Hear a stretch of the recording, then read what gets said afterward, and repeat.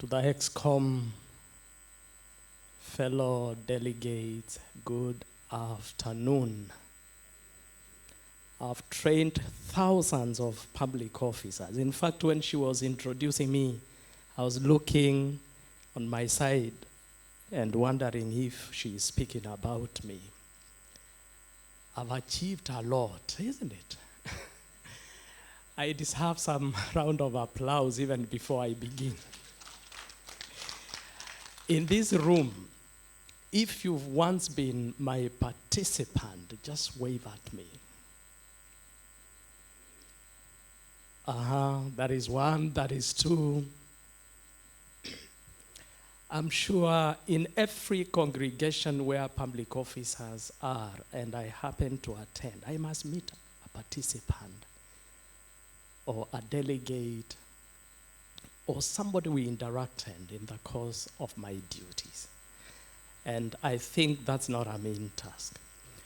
Mr. Ngote, who has just left, he was curtain raising for me. I met Mr. Ngote 20 years ago. He actually inducted me in the public sector. Oh, he's standing right there. So if it's your first time to meet Mr. Ngote, you can ask me how he looked like 20 years ago. And I've got a very vivid memory. We also have photos. If we met 20 years ago, he never looked like this, just like me. 20 years ago, I've also undergone through many transformations. I never used to look like this. I was, of course, bumbly, young-looking, forward-looking, focused. I had hairs in the right places. Now I've got hairs in the wrong places. Many things happen through the process of change. We all go through change. Change is inevitable, even in organizations, even at individual levels. This afternoon, I've been given such a serious task by the network through the ExCom. I'm actually a temporary member through co-optation, doing what I do best on a day-to-day basis. We are talking about strategy. I followed Ngote's exposition on what we were supposed to be doing. And it has shocked me. It is 2007 when this idea of the network was born. 2007. When was IHRIM registered or got through the Act of Parliament? Which year? 2012. And what happened? You see, we create demons that we come to regret much later, isn't it? We should have been the trailblazers, isn't it? But what happened?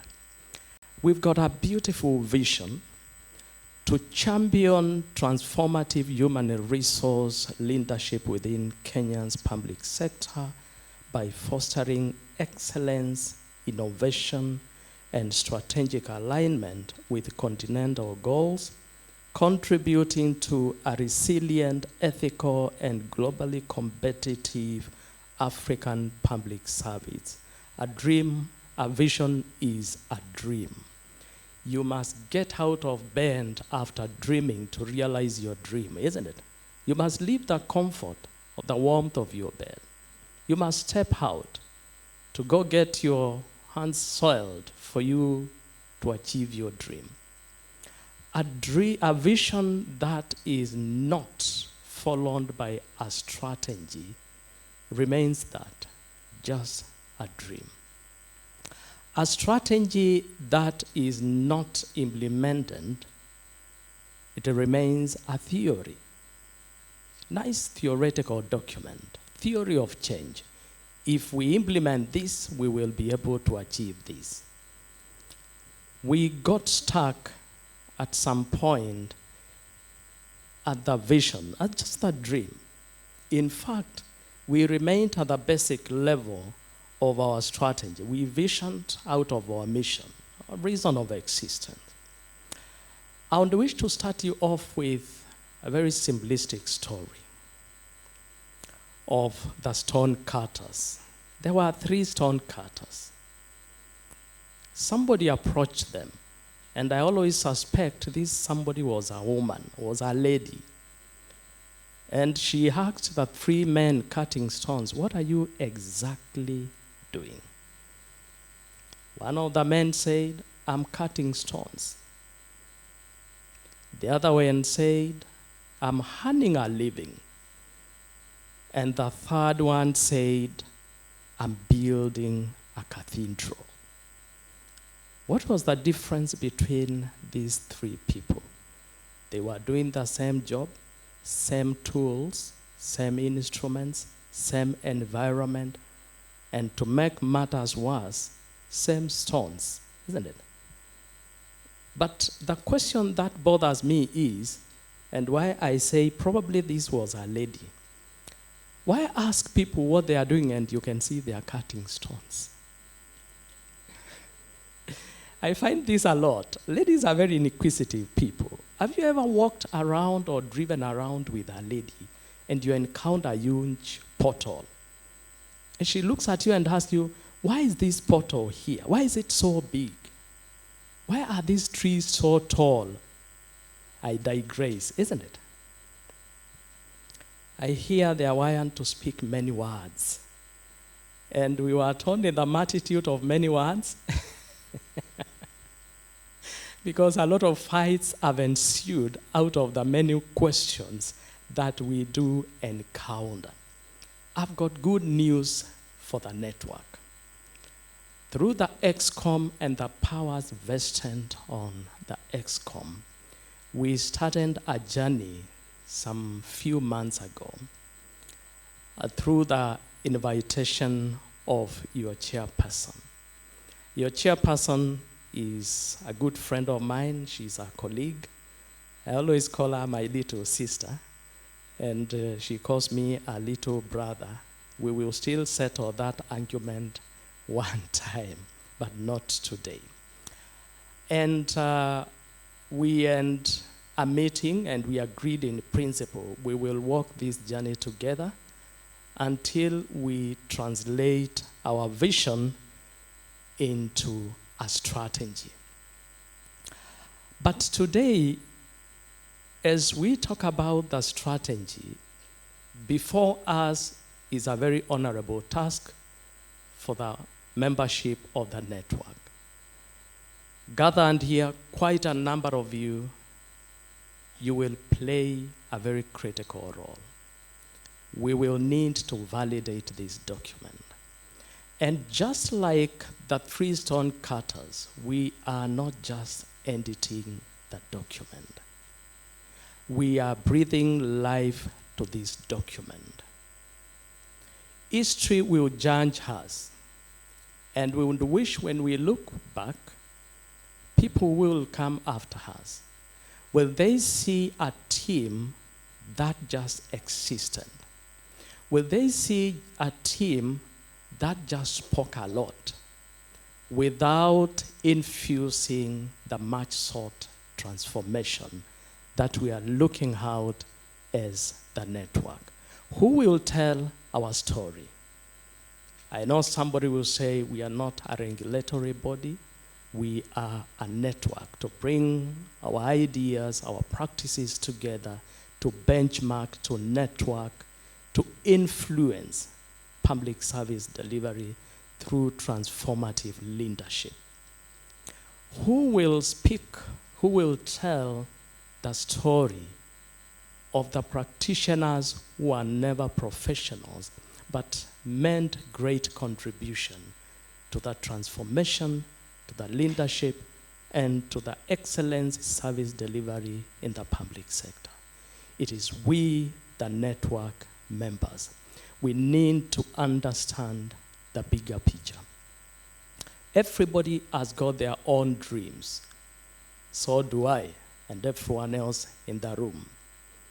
If then we remain at the dream level, we will never realize the aspirations deep down in our hearts and minds. We've got different reasons, and we have purposes of existence. What is your purpose of existence? I digress. Within that purpose of your existence, what do you envision? What changes do you envision to bring before you expire? Of course, as an individual, I also have dreams, isn't it? In fact, I remember when I was a little young boy, and this vision of becoming, tall, dark, six-packed, handsome gentleman. At least I retained the handsomeness. The tallness is a problem, isn't it? Because that one is beyond any strategic pursuit. So is everyone else. And so is the network. We are not just editing a document. It is the highest time we meant a realization that the network is on the move. It's growing. It's becoming bigger. It's unstoppable. It is the in thing for the next couple of decades. It will outlive all of us in every non-single way of public service delivery. It will be the vehicle through which actual transformations will be realized in the public service. Having said that, we've got a noble duty, and I seek your indulgence and concurrence, great members of this network, on behalf of every other professional and practitioner in the public sector, to validate this strategic plan. How are we going to do it? I will briefly expose you to, the architecture of our strategic plan. We will be sharing with you an online instrument, and we'll walk through it together as you give your feedback. So it will be real time. We'll not be following you thereafter to ask you what was your take, what were your comments. But if then we also realize that we need to seek some addition, some clarification, we'll just prompt you online to give more of your inputs. Meanwhile, our document cannot be complete without your input and without your insight. So feel most privileged, most honored to be part and parcel of setting the stage, of translating our vision, our mission into actual functions and actual strategies that will be implemented by this wonderful network. Otherwise, we will keep on going in circles. If we call you here next year for the same experience, you'll be like, oh, okay, let's see, but what about the year to come? And the other year and the other year. In 2031, we will definitely lose traction. We've talked about quite a lot of aspirations. We've talked about policy and advocacy. We've talked about peer sharing, coming up, developing a community of practices. Next conference, and this conference I think was wonderful because we saw the KenGen team share their experience on employee wellness. Wasn't it not fantastic? It was a wow moment. Some of us are actually envisioning how they're going to turn around their practices and their whole approach towards employee wellness. I liked it was the pink days or the blue days and so forth. Pink for the ladies, blue for the men, isn't it? And it was tickling me. Why blue for the men? Because of the blue pills? Is it? I was just wildly thinking. I guess I've got a sense of humor hidden beneath a face that doesn't smile as much. So ladies and gentlemen, allow me to, kind of quickly gloss over the strategic plan, highlighting a few things that stand out for us. This is how it looks like. Doesn't it look beautiful? For the first time, we've got a strategy, a journey towards translating our vision to actual functions, to reality, to move us just from mere talk, mere words, unstructured, unpredictable way of operating to a predictable way of existing and operating. Even when we engage our partners, they would also wish to see how does this request sit in with your long-term strategies or strategic pursuit. We must also be able to position our network. I know a lot of times questions are being asked. When I was first introduced to APS, HRP Net, by your chairperson, my first question was, what about IHRM? How different are they? And she took a bit of time taking me through. Who has got that time for 1 decade to be differentiating ourselves from other existing entities in our country? We do not have every other moment to explain who we are, why we exist, what makes us different from the others. We must be able to strategically position ourselves and set matters clear on the onset. So I do present a draft strategic plan running from the year 2026-2031. A strategy is a living document. Keeps on evolving, keeps on changing. Even as we're calling it draft, we validate it, it becomes our eventual strategic plan. As we implement it, realities emerge, and we'll keep on infusing those realities as we move forward in implementing this strategic plan. It is an accountability instrument. You'll be holding the ExCom accountable on basis of the strategies they've proposed and we validate and agreed upon. Meanwhile, as things stand, anything goes. They feel like next week we need to call a conference, and a conference we call. They feel like we need to have a breakfast meeting, and a breakfast meeting we have. Who will question them? How would we hold them accountable? Over the week, we've spoken about performance and productivity. Performance is an accountability framework. And as we stand here, the ExCom cannot be held accountable in whichever way up until we put a roadmap for them. Anything goes. Somebody, and yesterday, and of course the previous day, talked about, Judith talked about culture, strategy, and their good relationship. What did she say? Culture, eats, strategy for breakfast. And I promise you, without fail, ExCom, the whole network will have that three in the same room.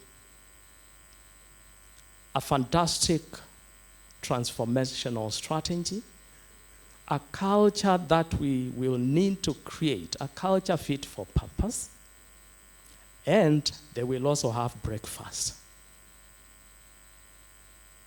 Now, which one do you think should disappear? Because all of them are important. Over that breakfast, we are saying we need to have a strategy that can withstand the culture, and we enjoy the breakfast. Correct? Now, having spoken a lot about our foundational consideration, ladies and gentlemen, we said a strategy is a living document. We've looked at our vision, we've looked at our mission, and asked a few basic questions. Does it ring bells? How captivating are they? Are they expressive of what we need to achieve, what the state we need to see in future? And we've meant a suggestion to make it a little bit interesting, and we'll have an opportunity to make your contribution. We've meant consideration of the feedback from various stakeholders, the various documentation that has given birth and policies to the network. And we suggest, and we front it to you, you make your comments, you make your contribution on how best we can also express our dream. We're looking at an agile, ethical, and globally competitive public service driven by transformative human resource leadership. Our reason or purpose of existence that has given birth to that dream. We want to cultivate a dynamic community of public sector HR practitioners that advances professional excellence, strategic collaboration, innovation, and policy influence for transformative public service delivery in Kenya. We've also come up with 6 suggested values, which you will also have an opportunity on the online instrument to make suggestions given our mission and vision, given our aspirations and priorities as a network. Looking at professionalism, looking at integrity, innovation, collaboration, inclusivity and diversity, service orientation, and excellence. Our motto is transforming public service through HR leadership. I'll skip the preliminary pages and I'll take you straight to chapter 1. Our strategy plan is expressive in 7 chapters. Chapter 1, of course, lays the introduction, gives us the background of how APS HRP Net came into existence, the rationale of the network. So basically, the mandate of the network, which is drawn from our constitution. I sent the rationale, and just to pick a few aspects expressive of our rationale, this strategic plan is therefore developed to provide a coherent and forward-looking strategic direction for APS HRP Net Kenya chapter, position the network as a thought leader, convener, and catalyst in public sector HR transformation, strengthen HR systems as enablers of institutional performance, accountability, and productivity, address emerging and systemic challenges, including skills gap, leadership transitions, workforce resilience, and digital transformation. Just to take a pause, when you listened to Mr. Angote take us through the genesis of where we're coming from, our object of existence, these are some of the things that were candidly coming out from his exposition. Institutionalized structured knowledge sharing platforms, partnerships, and collaborative frameworks across national, regional, and continental levels.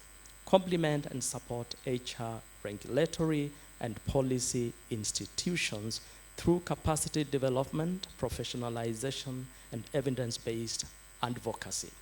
We are not competitors with the existing HR regulators. We are complementers, and I don't wish they view us from that point of view. You're also members, and it's best we understand who we are, why we exist, and the reason as to why it is this time or never when we put our network into operation.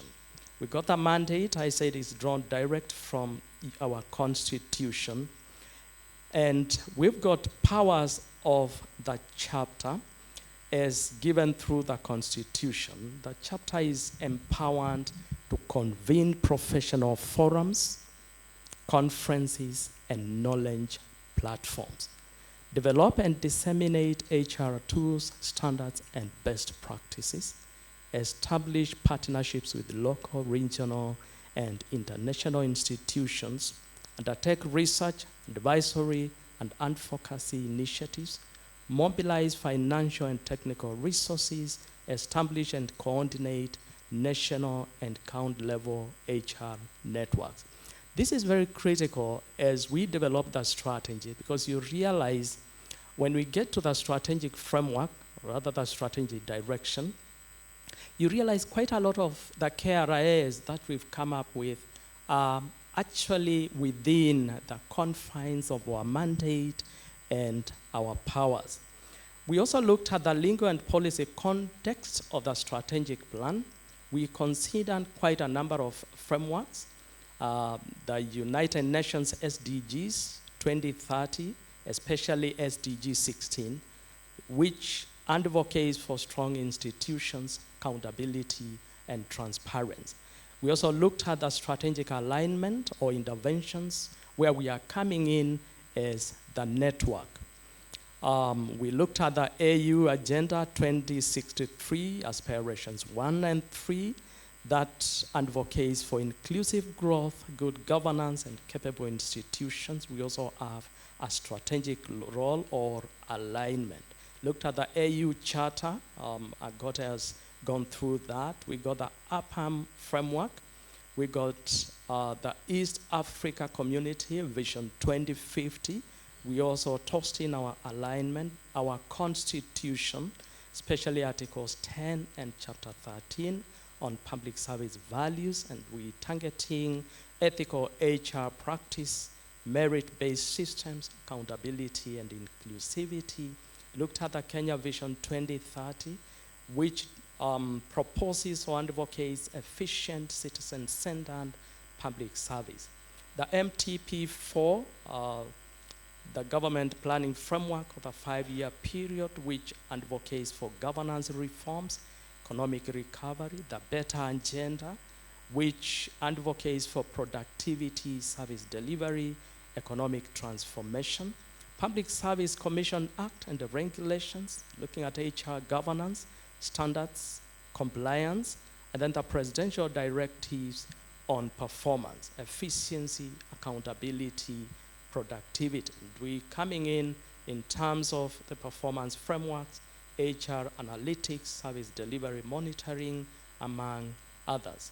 This strategic plan has been developed through a very participatory and evidence-based approach to ensure relevance, ownership, and alignment with stakeholder needs, and the process included what we refer to as the best practices in strategy development. And one of the best practices is what we're going to do today, to validate the document by providing inputs from the users, the owners of the document. I said we've cast this document through 8 chapters.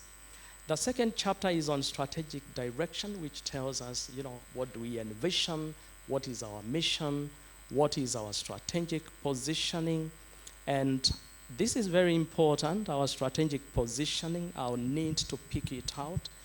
The APS HRP Net Kenya chapter positions itself as a premier professional platform and a thought leader advancing public sector human resource excellence through collaboration, innovation, policy influence, knowledge exchange, and strategic partnerships in Kenya and across Africa. We will also have an opportunity to make a contribution, whether we've positioned ourselves adequately or we need to tweak it around. We've got 6 core values, as I indicated in the beginning, and we'll also have an opportunity to tweak them around if you feel like there is something that needs to be included. We've adopted 5 key result areas. We are all students of strategy. Some will tell you, why did we not go the pillar way? Why did we not go the theme way before we get to KRA way? But you realize a lot of times we do a lot of duplication when we're trying to specify pillars, themes, and then KRAs. I'm a trainer of many years, as you've heard. I don't want to make this a strategy class, but if there are questions to that effect, we'll be able to respond to the merits and demerits of our structure and content. We're pursuing 5 KRAs. If we want to achieve our vision, which key result areas do we pursue or do we prioritize? We're looking at professional networking and collaboration as a result area, a priority area, a themed area.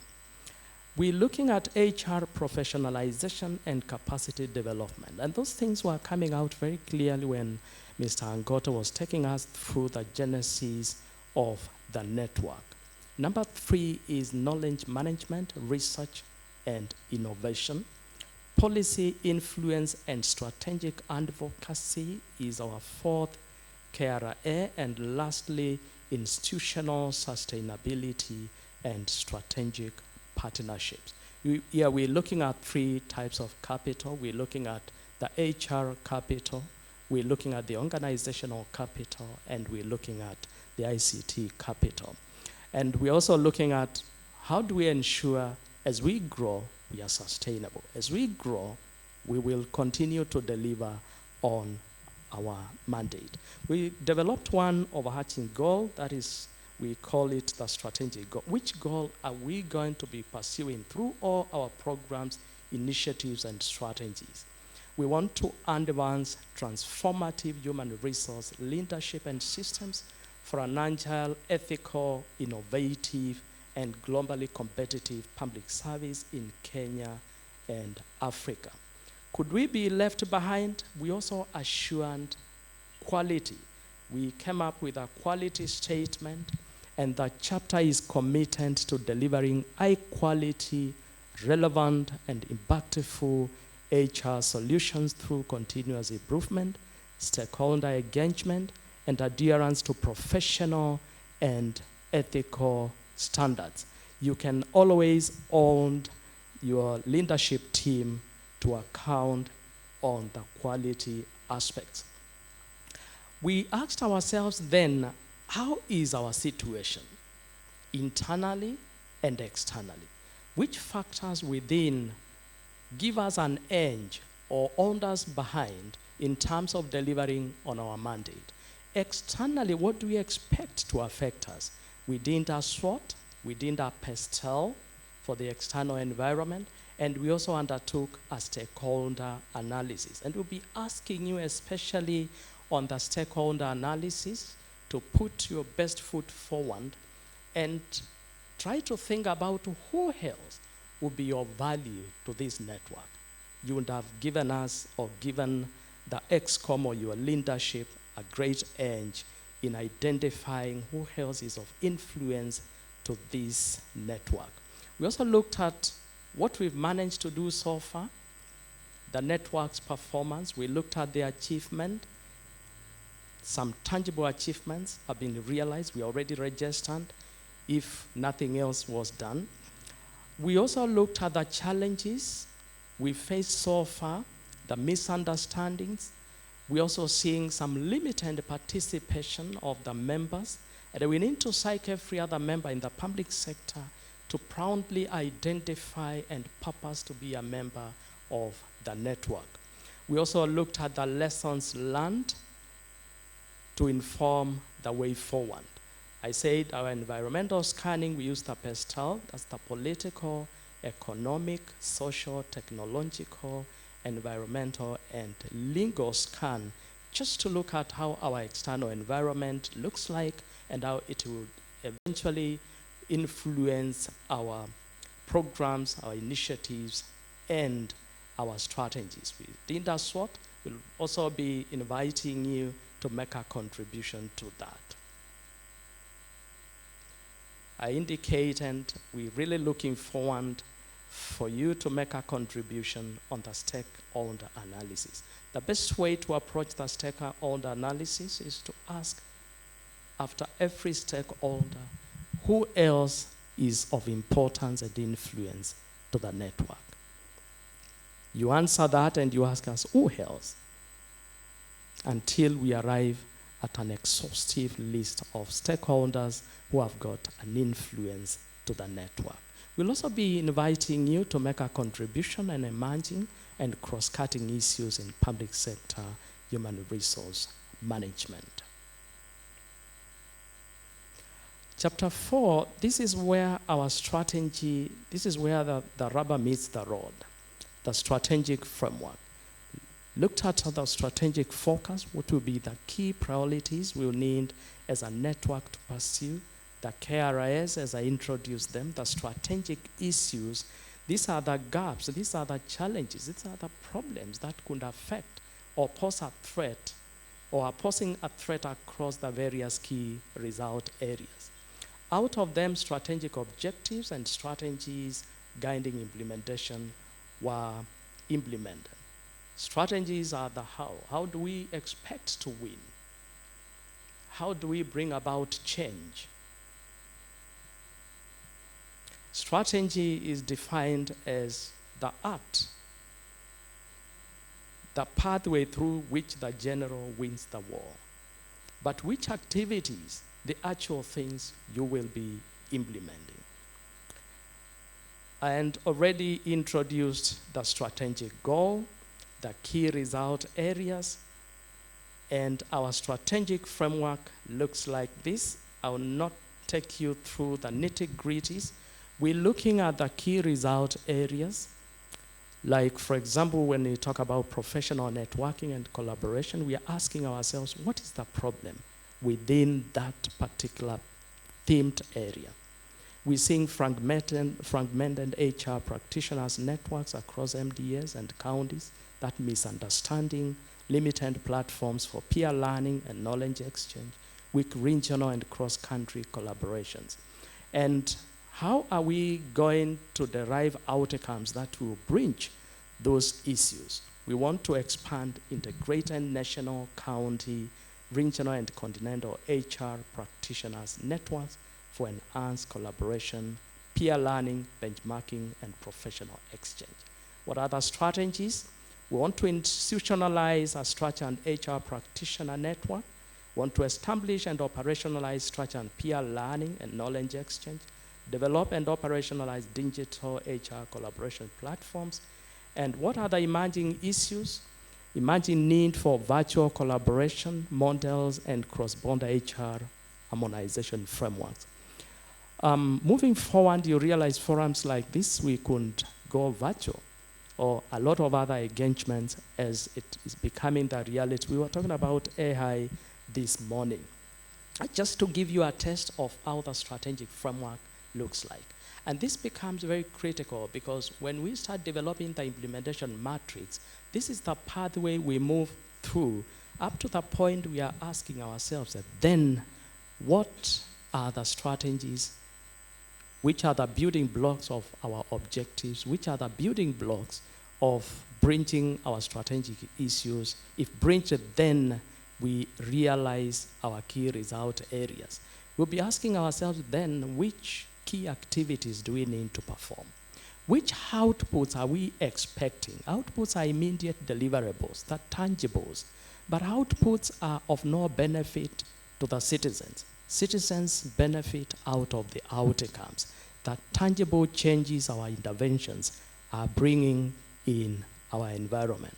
Then the moment we do that, we will cost our strategy. We look at our activities, ask ourselves how much will they cost, and then we'll be able to say, on aggregate, this KRA will cost us this much. The moment we've got the strategy cost, and we'll ask ourselves that then, how do we mobilize these resources? What are our revenue streams? I hope we are together. I said I'm a trainer, and if a trainer does not ask you, are we together? Then he has forgotten something, isn't it? Chapter 5, we're almost getting to the tail end, is on implementation and coordination framework. This is about the governance of the network, the implementation of the plan. We've got a very elaborate implementation matrix with action plans, with annual work plans and budgets provided, with roles and responsibilities, who constitutes the network, the leadership, and so forth, the secretariat, the office bearers.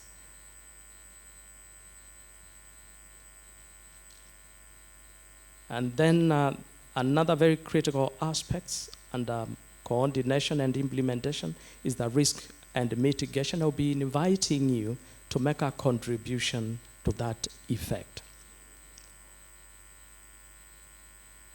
on the risks that might pose a threat to the implementation and, of course, existence and operation of the network. Chapter 6 is on resource mobilization. So after costing the strategic plan, we'll go back and ask ourselves, how are we going to raise the resources to implement this strategic plan? And finally, chapter 7 is about monitoring, evaluation, and reporting framework, which tells us how we'll be able to track the implementation of this strategic plan. How are we going to know that we are meeting and achieving impact as programmed or as planned or as we have strategized? How do we engage the members? How do members get value out of this network? We've also not left behind how we're going to leverage on technology to ease and ensure the strategy is not only implemented, but creates and causes the impact that it is intended to create. I said we've got a very elaborate implementation matrix.